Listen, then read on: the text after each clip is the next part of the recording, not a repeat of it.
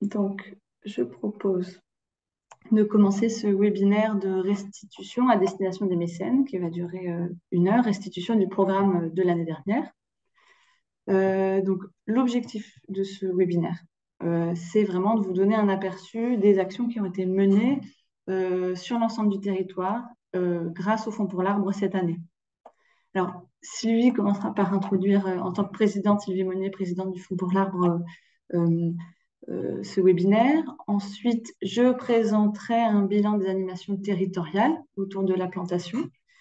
Euh, Emma Houplin, qui est chargée de projet Label Haie à la fac agroforesterie, présentera les actions financées par le Fonds pour l'Arbre qui ont été menées dans le cadre du Label Haie, donc pour déployer le Label Haie sur les territoires. Baptiste, responsable stratégie et projet, Baptiste Sanson, présentera les actions qui sont liées à la filière végétale locale et au renforcement de l'échelon régional. Et puis Paul Pointreau pourra conclure ce webinaire et prendre les différentes questions que vous aurez. Donc, on va essayer de chacun faire 5 à 10 minutes, 10 minutes de parole. Et on aura 20 minutes de questions pour répondre à toutes vos questions. Si vous en avez pendant le webinaire, n'hésitez pas à utiliser le chat et on va tous y répondre. Tous les membres de la fac présents pourront y répondre. Donc, avec nous, on a aussi Monsieur Hirou, Philippe Hirou, qui est président de la fac agroforesterie. Alors, Sylvie, je te laisse la main, si tu veux. Très bien, merci Isor. Et donc, bonjour à tous. Donc, Sylvie Monnier, je suis effectivement présidente du Fonds pour l'Arbre au titre d'un mandat que me confie la fac agroforesterie dont je suis administratrice. Et au quotidien, je suis aussi un opérateur qui bénéficie aussi du Fonds pour l'Arbre. Parce que je suis donc directrice de la mission Haies Auvergne-Rhône-Alpes, donc une structure qui plante depuis bientôt 30 ans et qui s'occupe de gestion de haies sur Auvergne-Rhône-Alpes. Du coup, pour introduire un petit peu notre restitution du programme 2022-2023, euh, je voulais un petit peu reparler de la philosophie qui existe et de l'éthique qui existe autour du Fonds pour l'Arbre, donc qui a été co-construit par donc un groupe de mécènes et la Fondation Yves Rocher et la fac agroforesterie, accompagné par un groupe de mécènes avec quelque chose de très original qui est à la fois, donc on a des structures qui sont financées via la fac agroforesterie et à la fois nous avons donc des mécènes et l'idée, c'est de trouver un modèle de fonds qui soit agile et efficace pour intervenir auprès de la question de l'arbre champêtre et de l'arbre en général dans les campagnes françaises. Donc l'idée, c'est à la fois de préserver l'existant et l'image que vous avez en face de vous le présente bien. Donc, à la fois préserver l'existant, l'entretenir de façon durable, de manière à ce qu'il se pérennise dans le temps et qu'il joue des rôles en termes d'épuration de l'eau, de biomasse, de biodiversité, de qualité, et également de replanter parce que les remembrements sont passés par là, parce qu'on a pas mal parfois un peu trop arraché dans certains territoires. Et tout ça, ça s'appuie sur une combinaison d'aides que le fonds propose auprès des territoires et des acteurs pour agir efficacement. Donc, on a des aides en faveur de la replantation, qui était un petit peu l'aide historique, hein, qui se veut dynamique et efficace, mais qui ne s'appuie pas sur on plante pour planter, avec des gens qui s'autoproclament planteurs de haies. On s'appuie sur un réseau d'acteurs territoriaux ancrés avec des résonances aussi variées, hein. C'est les acteurs du réseau AFAC Agroforesterie, donc avec des sensibilités eau, biodiversité, agricole, biomasse, etc. Donc de la plantation, là où c'est nécessaire, avec des acteurs historiques qui savent ce qu'il faut planter avec les bonnes techniques, mais également tout un travail autour de la gestion durable du bocage, qui est quelque chose qui ne se voit pas beaucoup, parce qu'aller conseiller un agriculteur sur la gestion, ben, ça ne se voit pas autant qu'une haie plantée, ça se comptabilise différemment. Du coup, on accompagne l'émergence et le déploiement d'un label national créé par la fac agroforesterie, le label haie, qui est un label sur la gestion durable du bocage et qui vise dans tous les territoires de France à développer cette gestion durable et donner envie aux agriculteurs de s'intéresser à leurs haies, non plus comme une charge d'entretien, ce qu'ils nous disent tout le temps, mais plutôt comme quelque chose qui puisse euh, être parfois aussi source de revenus et pertinent pour eux sur leur système de production. On a aussi des aides pour justement renforcer le maillage territorial des acteurs à travers des aides régionales. Donc le soutien à des entités régionales qu'on appelle les AFAC régionales, donc AFAC, Nouvelle-Aquitaine, Occitanie, etc., visant à mieux fédérer les acteurs sur ces territoires-là, leur donner la possibilité de monter en compétences et de s'auto-enrichir les uns les autres, et d'avoir aussi la possibilité d'aller mieux capter des financements régionaux dans chacun des territoires. Donc là, c'est une autre aide qui a aussi beaucoup d'intérêt. Et puis, on a aussi toujours dans un contexte de changement climatique, nous, les opérateurs, on sait qu'on a besoin d'un matériel végétal de qualité. Du coup, il y a des aides en faveur de la filière végétale locale qu'on vous présentera aussi, qui visent à disposer en fait de pépiniéristes, d'un maillage de pépinières et de plants issus de bocages récoltés localement et qui soient efficaces par rapport au territoire. Donc voilà, donc le fonds pour l'arbre, c'est une combinaison d'aides qui se veulent efficaces et surtout répondre et s'appuyer sur une animation territoriale et des besoins de territoire. Donc là, vous avez de nouveau, et je le redis, euh, un territoire donc de bocage, plutôt en zone herbagère, donc d'élevage. Les zones d'élevage ont beaucoup préservé le bocage, mais on a aussi les garrigues de la Drôme provençale, de l'alignement d'arbres dans d'autres territoires. Donc, on a aussi des formes agroforestières variées et il faut savoir répondre aux challenges de ces formes agroforestières sur chacun des territoires de France, d'où cette animation territoriale qui est très chère au Fonds pour l'arbre. Je voulais dire aussi que l'année 2022-2023 a été une année sur laquelle les opérateurs, au sein de la fac agroforesterie, avec l'appui des mécènes, on s'est beaucoup posé la question aussi d'une amélioration continue de notre travail. Et notamment, on a revisité diverses aides pour être efficace, assurer une contrôlabilité de nos actions aussi plus efficace et de se dire de comment aussi accompagner des acteurs qui nous paraissent un peu limites en termes de compétences, comment s'assurer que leur plantation ou la gestion des réalisée soit de qualité. Et pour cela, quels outils de traçabilité et d'évaluation de chacun des opérateurs mettre en place. Donc ça, c'était aussi une année un petit peu de remue-ménage par rapport à ça, à travers la création d'une commission fonds au sein de la fac agroforesterie qu'on soumet aux mécènes régulièrement. Et puis ensuite, eh ben, c'était une année aussi politiquement très sportive, avec un pacte de la haie dont on nous a parlé depuis longue date et où la fac agroforesterie s'est mobilisée fortement pour faire entendre un certain nombre d'actions qui nous paraissaient absolument indispensables à mettre en place. Et le Fonds pour l'arbre a su se saisir du challenge, a essayé de le comprendre. C'est un challenge qui est complexe, essayer de le comprendre et relayer pour appuyer une stratégie nationale de la haie. Et du coup, le Fonds pour l'arbre a joué vraiment sur l'année 2022-2023 un vrai rôle de porte-voix du bocage en relais d'acteurs de terrain comme la fac agroforesterie qui a été très efficace et sur lequel, eh bien voilà, ça c'était aussi le challenge du Fonds pour l'arbre, c'est de réussir ce travail de porte-voix du bocage au niveau national en parallèle d'acteurs techniques. Et voilà, c'est aussi une originalité du fonds que je tenais à souligner et que je trouve hyper plaisante à travailler au quotidien. Donc c'est vrai que, voilà, en tant que présidente, en tant qu'opérateur, opératrice aussi, moi je suis effectivement très fière de ce fonds pour l'arbre et de son degré de maturité aujourd'hui et de sa capacité d'action et d'innovation dans les territoires pour relever le challenge de l'arbre hors forêt hein, dans les années qui arrivent. Voilà pour mon introduction. Et effectivement, Paul dit que vous aurez libre de poser toutes les questions que vous voulez dans le chat auquel on pourra répondre avec toute l'équipe du Fonds pour l'arbre qui s'est mobilisée aujourd'hui pour répondre du mieux qu'on peut à vos questions et vous présenter ce bilan. Merci beaucoup, Sylvie. Alors, je prends la suite pour vous parler des opérateurs bénéficiaires de ce Fonds pour l'arbre. Donc, cette année, le Fonds pour l'arbre a soutenu un ensemble d'actions de terrain complémentaires. C'est ce que Sylvie disait, des actions qui sont diversifiées pour porter un projet global autour de la haie. C'est 89 structures réparties sur l'ensemble du territoire, vous pouvez le voir sur la carte, qui ont été retenues. On appelle ça des opérateurs, donc c'est des structures expertes de l'arbre et de la haie.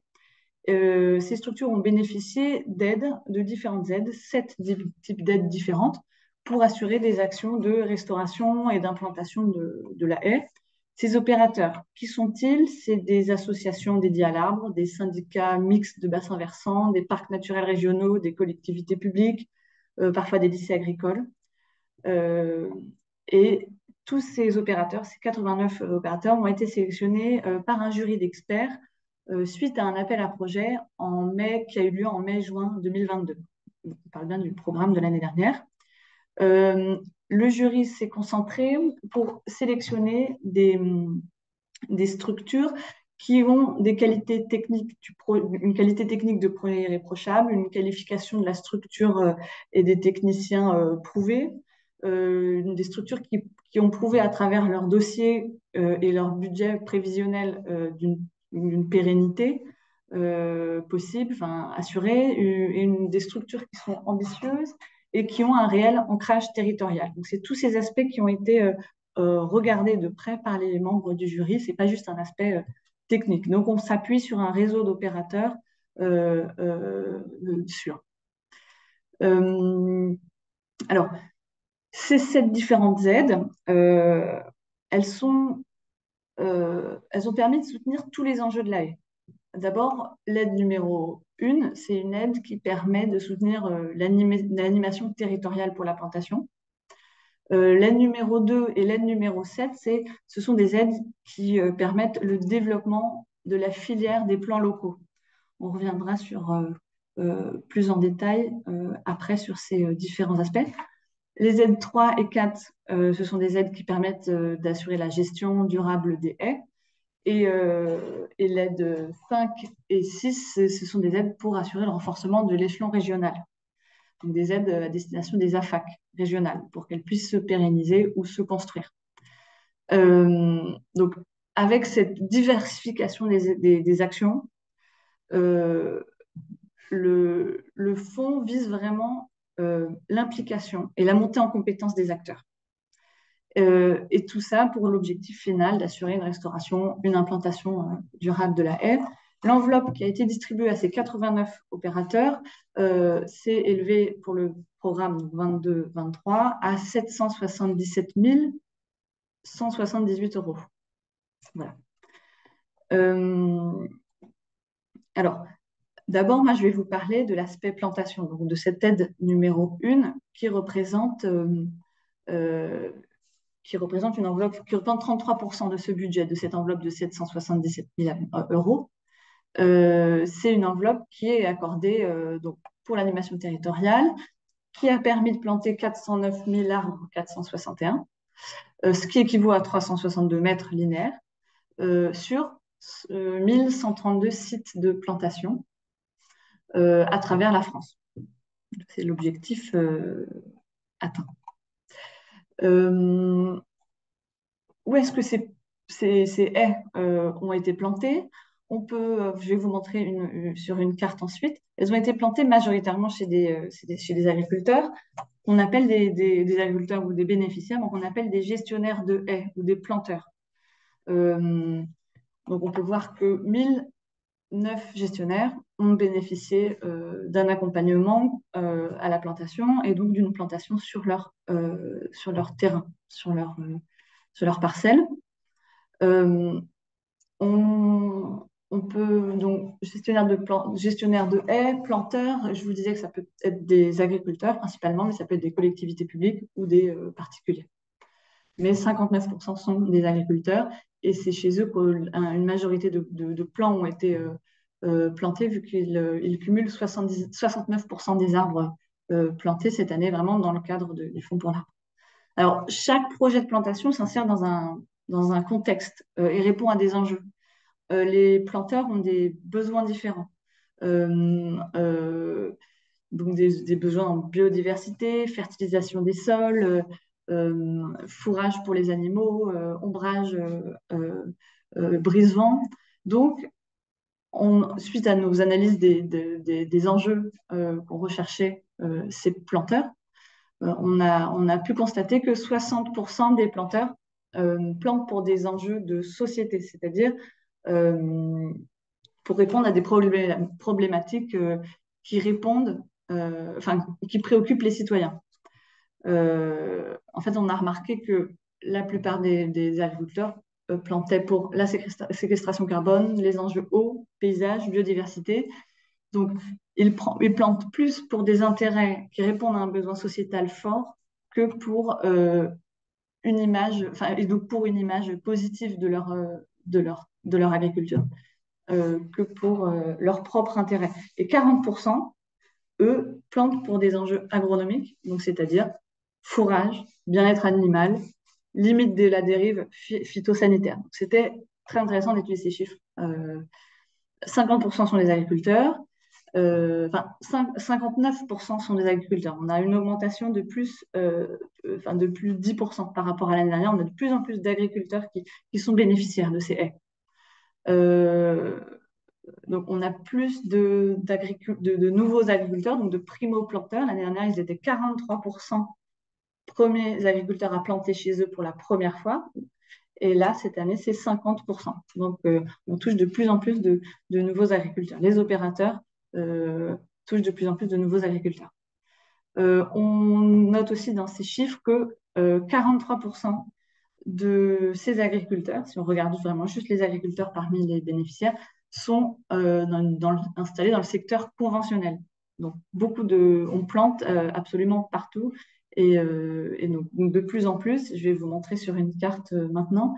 euh, euh, D'ailleurs, autour du bassin parisien, il y a beaucoup plus de plantations que l'année dernière, en Meurthe-et-Moselle, et ce sont des espaces de plaines, de plateaux, de grandes cultures, des espaces qui n'ont pas de passé bocager, ou qui ont un passé bocager, mais qui ont souffert du remembrement. Donc l'implantation de la haie se fait même dans des endroits difficiles. Ce qu'on peut dire sur cette carte, donc cette année, 16,5% justement des plantations se sont faites, 16,5% des plantations se sont faites en grande culture. Voilà. Et en 2000, et l'année d'avant, c'était 4,5% en grande culture. Voilà. Dernière chose, je vais vous parler des essences qui ont été plantées par les opérateurs. 176 essences différentes ont été plantées. Là, sur ce schéma, vous voyez les 20 essences principales, les 20 essences les plus représentées sur l'ensemble des parcelles.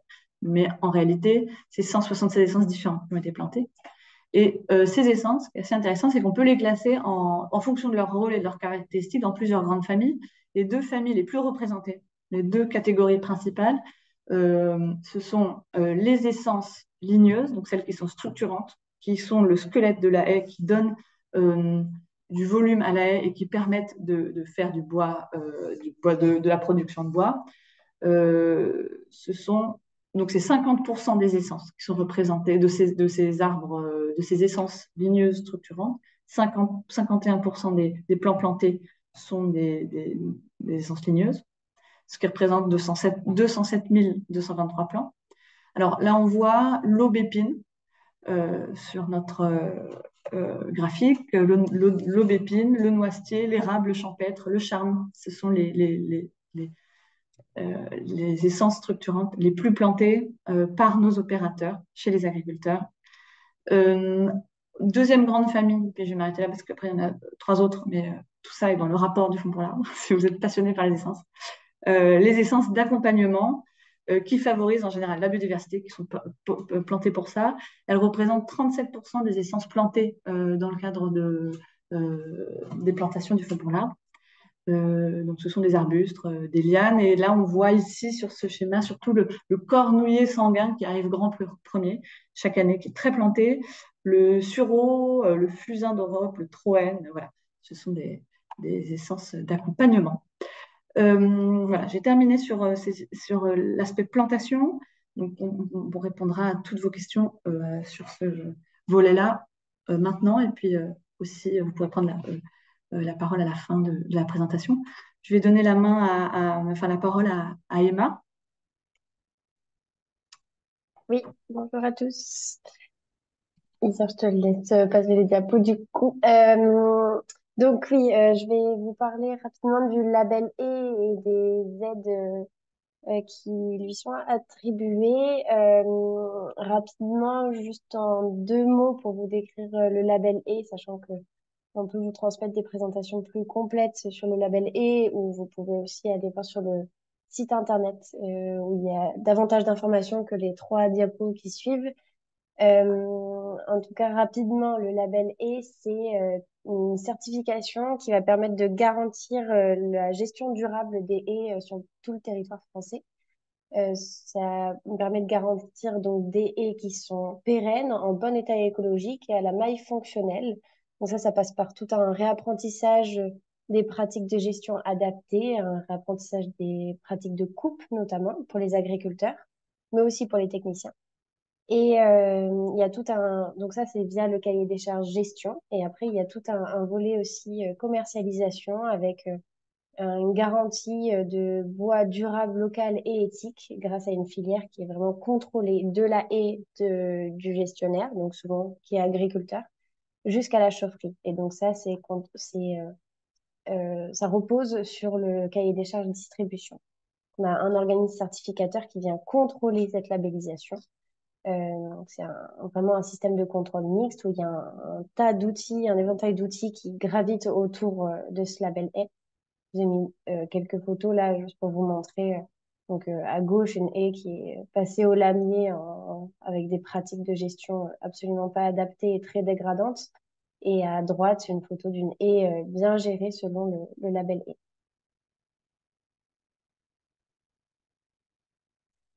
Lisa, si tu peux. Ouais, parfait, merci. Donc, donc c'est un cahier des charges, c'était 4 ans de travail avec des agriculteurs et des structures de commercialisation du bois. C'est un cahier des charges qui a été construit avec les agriculteurs, donc il y a vraiment une vision pragmatique avec des actions qui peuvent se mettre en place dans un laps de temps réaliste à l'échelle d'une ferme. Euh, Comme je vous le disais, c'est vraiment le label E, c'est un outil pédagogique dans le sens où il permet d'apporter des connaissances aux agriculteurs, aux techniciens, aux animateurs sur la gestion durable des haies, qui est une pratique qui a été complètement oubliée. Une vision pragmatique parce que c'est aussi une démarche qui est pas à pas, parce que dans le label E, on intègre le label E en ayant acquis un certain niveau de compétences autour de la haie. Donc, on appelle ça le niveau 1. Donc, on sauve la haie. Et en fait, petit à petit, on amène le gestionnaire à l'amélioration de ses pratiques de gestion vers un niveau 2 au bout de 6 ans et un niveau 3 au bout de 10 ans. C'est vraiment des niveaux de progression, des caps d'amélioration pour accompagner l'agriculteur. Et cet accompagnement, il se fait aussi via des audits réguliers, autant via des organisations collectives de gestionnaires. Donc, c'est une des voies collectives de labellisation pour le label A. Et donc, il y a des auditeurs internes et il y a également un organisme certificateur, comme je vous le disais, qui permet également d'accompagner l'amélioration des pratiques de gestion. Et enfin, il y a tout un tas d'outils un éventail d'outils autour du label et notamment des applications qui permettent de faciliter le déploiement du label et sur les territoires. Et donc, pour vous donner quelques chiffres ici, donc les chiffres à gauche sont un état des lieux en septembre 2023. Les chiffres à droite sont des projections de manière sûre en 2025. Et donc, c'est vraiment une projection, on va dire, minimaliste. Aujourd'hui, on compte 12 OCG labellisés. OCG, c'est Organisation collective de gestionnaires. C'est la certification de groupe qui est permis par le label A. Et sinon, il y a de la certification individuelle. Donc ça, chaque gestionnaire va être certifié. Et donc, on compte aujourd'hui 12 OCG, potentiellement 39 d'ici même pas 2 ans. 309 gestionnaires labellisés. Pardon. Et à venir, donc plus de 1500 agriculteurs labellisés. Et ça représente aujourd'hui plus de 2500 km de haies gérées durablement. Et dans moins de 2 ans, ça représentera près de 14 000 km de haies.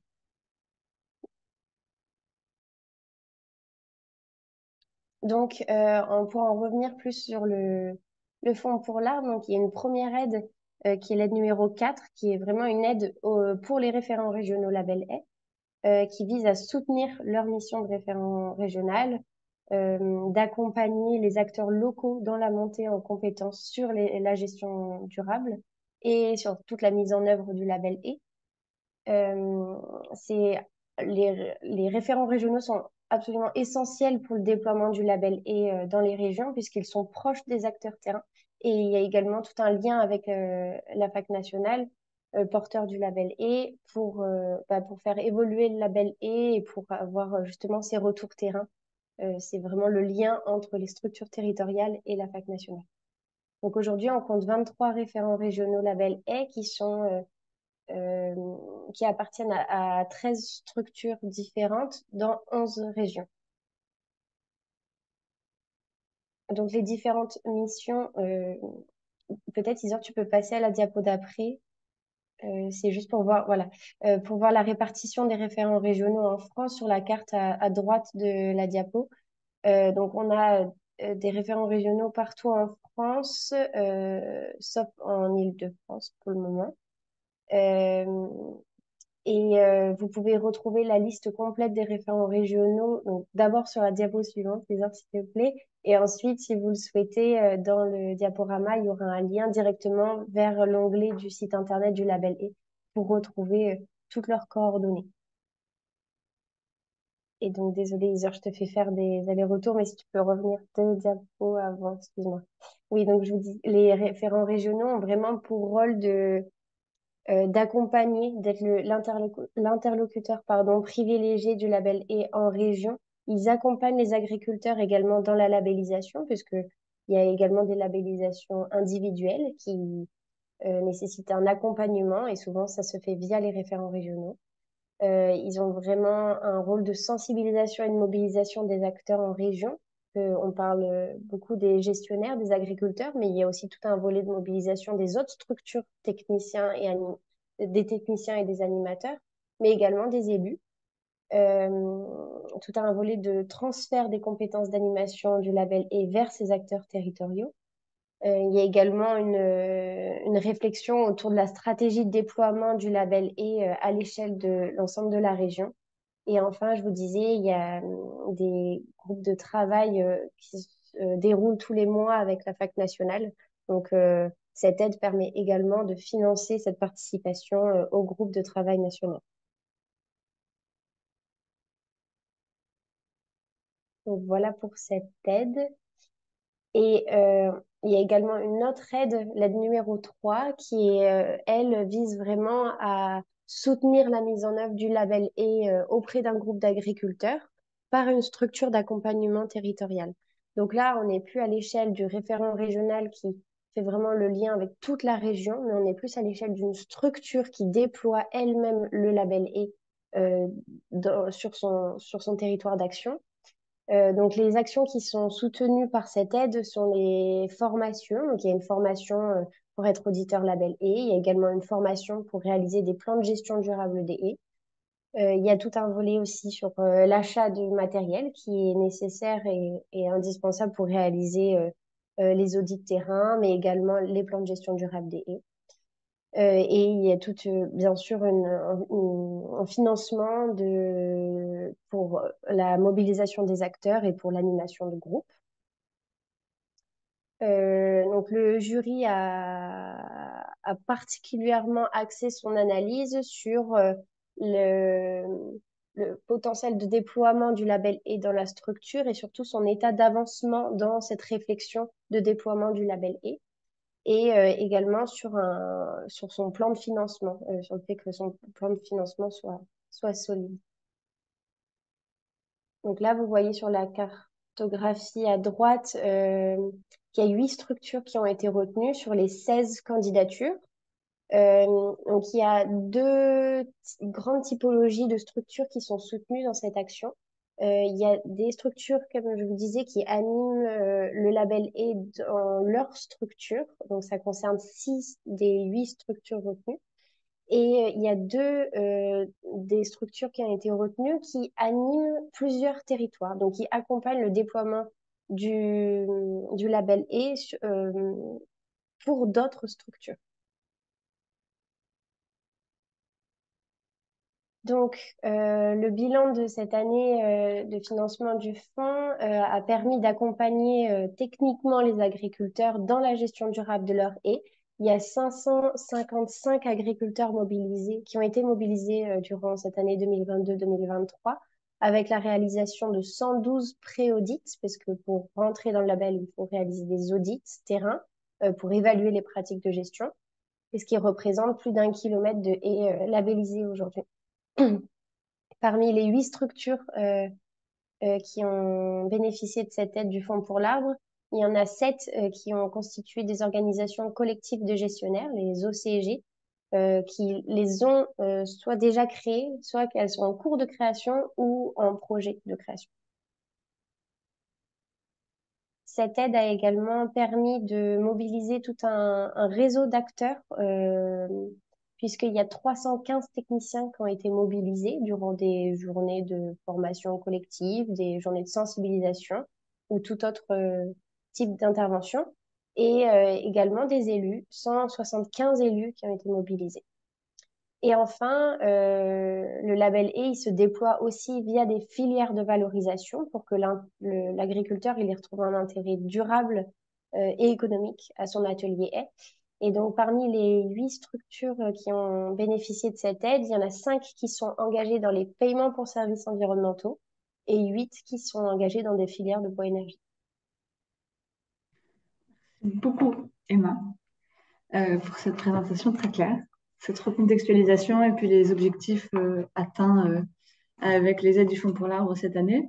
Alors, Baptiste, tu pourrais nous présenter à présent le déploiement de la marque végétale locale et puis après enchaîner avec la structuration des AFAC régionales.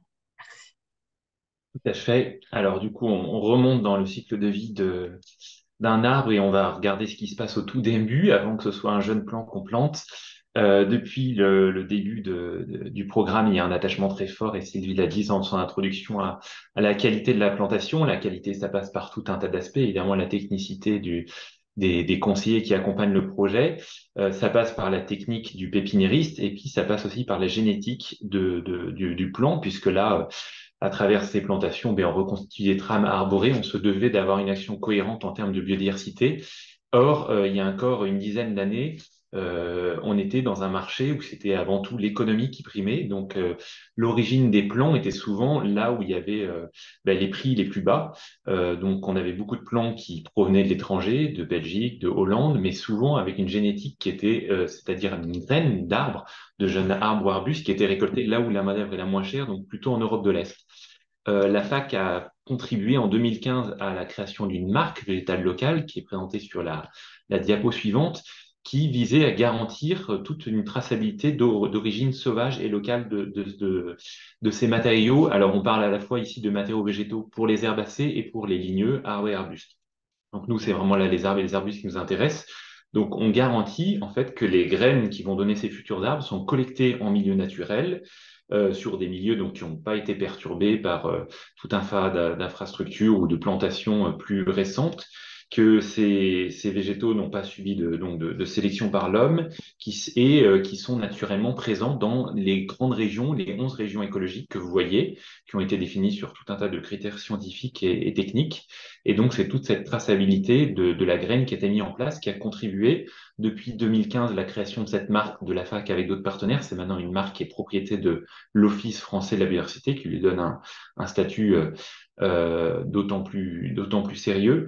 On a complètement contribué avec cette nouvelle traçabilité à transformer de l'intérieur les filières de pépiniéristes de production de graines, à les relocaliser plutôt dans des démarches du coup de circuits courts, et puis à monter tout un tas un nouveau métier qui est le métier, enfin plutôt une activité saisonnée, mais parfois avec des gens qui en font une activité importante, de collecte de graines en milieu sauvage pour donner lieu à ces futurs plants.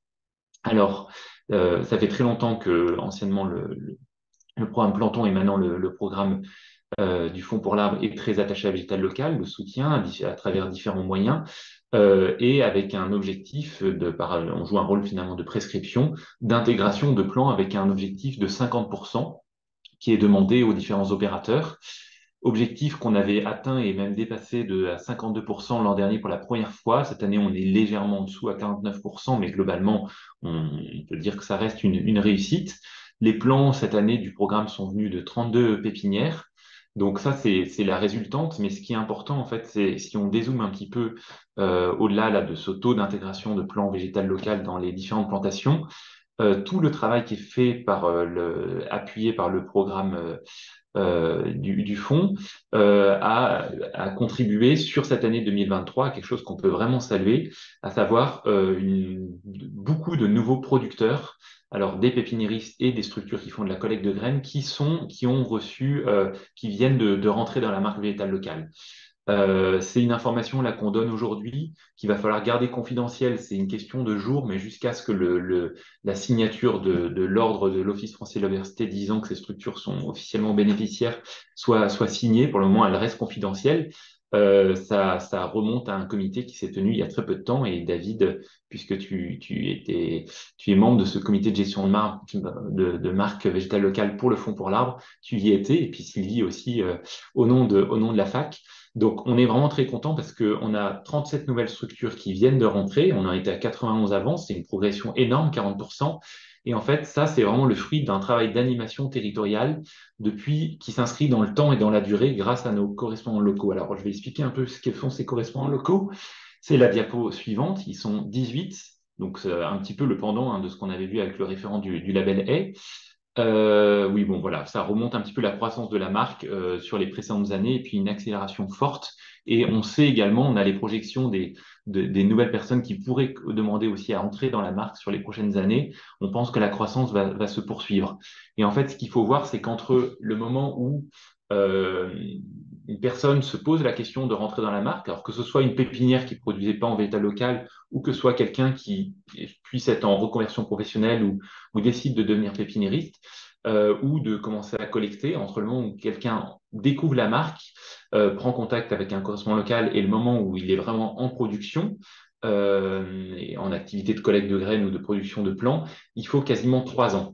Donc c'est tout cet accompagnement dans la durée, en fait, qui est initié déjà depuis pas mal d'années, dont on récolte le fruit aujourd'hui. Et on a vraiment des parcours de pépiniéristes, de nouveaux porteurs de projets qu'on connaît.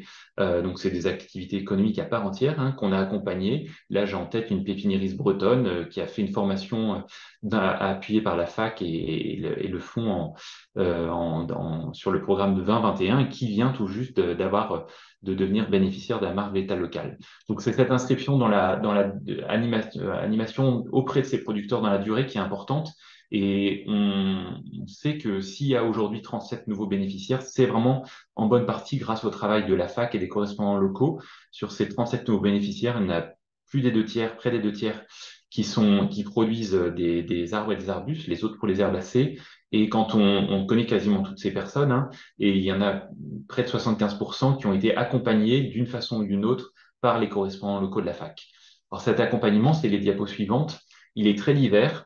Ces différents leviers qu'on active, c'est avant tout un levier de connaissances, apporter des connaissances techniques sur la collecte, accompagner les connaissances sur les techniques de production de plants, des connaissances qu'on essaye de formaliser, on le montrera après, mais à travers des guides qui se prolongent aujourd'hui par des encyclopédies en ligne. C'est de la production de références technico-économiques, combien il faut de temps pour collecter telle graine, à combien on peut vendre cette graine. C'est de la formation. Alors, c'est entre sensibilisation, formation, on va prendre le terme de formation un peu générique, mais avec des formations très concrètes sur des porteurs de projets qu'on a fait tourner dans différentes régions de France et pour lesquelles Sylvie Monnier est formatrice, notamment avec une autre personne, mais c'est beaucoup Sylvie. Donc cette année, par exemple, une formation qui s'est terminée en Ariège, une autre en Nouvelle-Aquitaine. Précédemment, il y en a eu en Auvergne-Rhône-Alpes, en Bretagne, dans le Grand Est, etc. Donc à chaque fois, c'est c'est des petits groupes de porteurs de projets qu'on accompagne, plutôt des gens qui vraiment ont l'intention de s'installer en tant que pépiniériste, mais derrière cette formation est vraiment un déclic important quelque chose qui les sécurise dans leur parcours d'installation pour après qu'il y ait le moins possible d'échecs techniques dans leur projet d'installation pépinière. Une fois qu'on a tous ces porteurs de projets qui sont là dans les territoires, des collecteurs, des pépiniéristes, ben, on a un rôle aussi clé par les correspondants locaux qui est de faciliter la collaboration à toutes ces structures, de les aider à se structurer de façon collective pour que tous ces maillons de la filière puissent collaborer intelligemment. Et puis, on crée aussi des outils au profit de tous ces acteurs. C'est notamment un logiciel de traçabilité de la collecte de graines qui s'appelle PepiCollect, qui est un outil assez phare qu'on a développé avec le soutien de l'OFB et de la Fondation Nature et Découverte via un coup de pouce à l'époque. Ce sont des outils de visualisation cartographique, c'est des outils d'aide à la planification, voilà, beaucoup de choses. Donc après, il y a quelques photos qui permettent de le montrer de façon un peu plus incarnée avec des, voilà, vous avez ici par exemple une des journées qui a été organisée à l'initiative de notre réseau dans le sud-ouest, là, avec l'appui du parc des Pyrénées ariégeoises et d'une structure qui s'appelle Renova, qui est en Ariège aussi. Donc là, vous voyez tout un tas de porteurs de projets. Sur la photo suivante, cette fois, on est dans le Grand Est avec dans les Vosges, avec toute une dynamique qui s'était produite à l'initiative de deux correspondants locaux dans un lycée agricole, le lycée de Roville-les-Chênes, autour de la thématique "Et si on posait du végétal local?".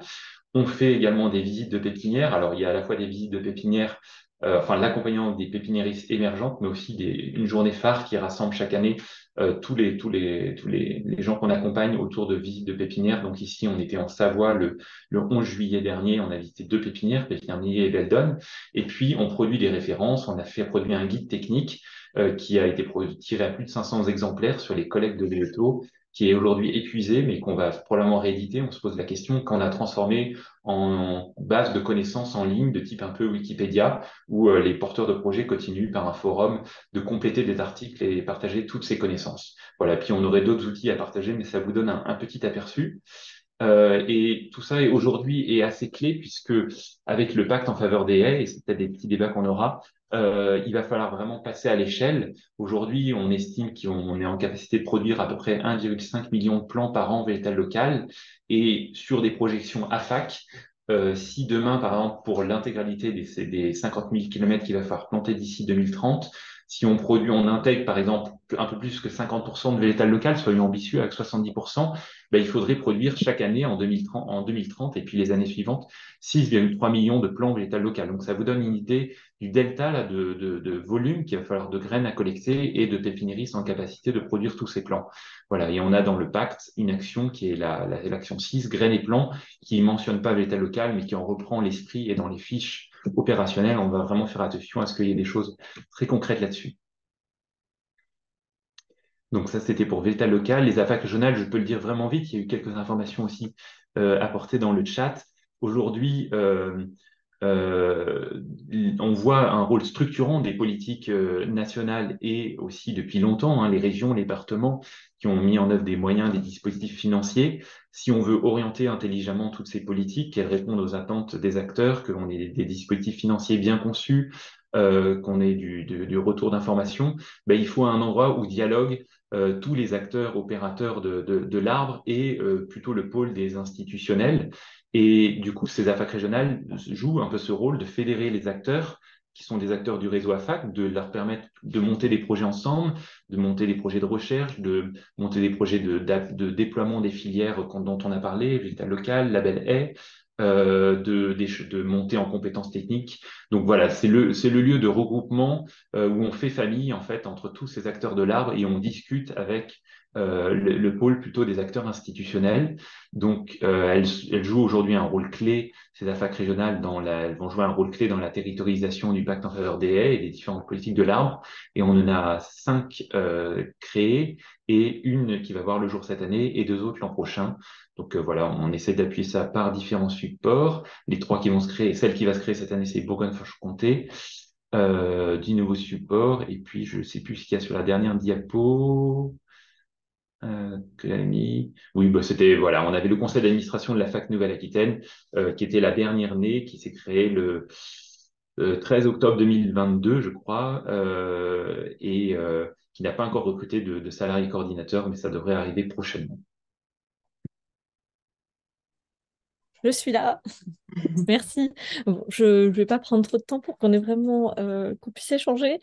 simplement pour dire que la question, je pense que vous l'avez aussi comprise à travers les interventions à la fois d'Isor, Baptiste et puis Emma.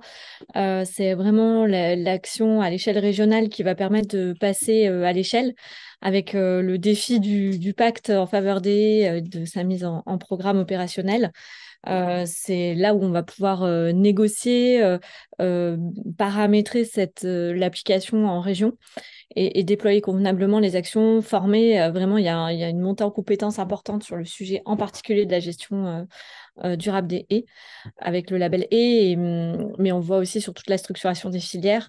Ça prend du temps, il y a besoin d'une animation régionale pour ça, pour bien coordonner l'ensemble des acteurs. Donc, effectivement, que ce soit à la fois les AFAC régionales ou les missions de correspondants locaux, végétal local ou label haies, ça va être la place forte à renforcer pour passer à l'échelle. Ça, c'est sur le programme, hein, mais c'est aussi, comme l'a dit Sylvie en introduction, c'est être un programme toujours pilote et fer de lance pour donner l'exemple et toujours être en complémentarité de politiques publiques qui se conçoivent sur la haie. Donc, le pacte en est un exemple. Donc, à nous de montrer encore la voie pour la suite. Et donc, c'est vrai que la mise en œuvre de ce programme et son ajustement en temps réel, on va dire, par rapport aux aux enjeux qui se présentent dans les territoires et en région, va être très important. Donc, je pense que la question qu'on va se poser aussi en séminaire Fonds pour l'arbre, ça sera vraiment comment on entre en complémentarité avec ce pacte et comment on en assure une mise en œuvre de qualité et qui soit durable dans le temps, et avec clairement cet axe régional qui va être central. Voilà, comme ça j'ai fait rapide, j'ai fait la moitié, mais pour pas que, voilà, pour pas vous prendre trop de temps.